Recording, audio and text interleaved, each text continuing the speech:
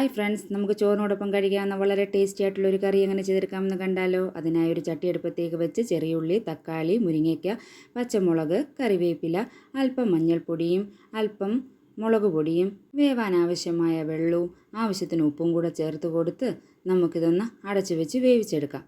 ഇത് വെന്ത് വരുമ്പോഴേക്കും നമുക്കിതിന് വേണ്ടുന്ന ഒരു അരപ്പ് കൂടി തയ്യാറാക്കിയെടുക്കാം. ഒരു മിക്സി ജാറിലേക്ക് തേങ്ങ, ചെറിയ ഉള്ളി, വെളുത്തുള്ളിയും കൂടെ ചേർത്ത് കൊടുത്ത് നമുക്കിതൊന്ന് നന്നായിട്ടൊന്ന് അരച്ചെടുത്തിട്ട് വരാം. എന്നിട്ട് നമുക്ക് വേവിക്കാൻ വെച്ചിരിക്കുന്നതിൻ്റെ മൂടി തുറന്ന് നല്ലതുപോലെ ഒന്ന് ഇളക്കി കൊടുത്ത ശേഷം നമുക്കതിലേക്ക് അരച്ച് വെച്ച അരപ്പും കൂടി ചേർത്ത് കൊടുക്കാം.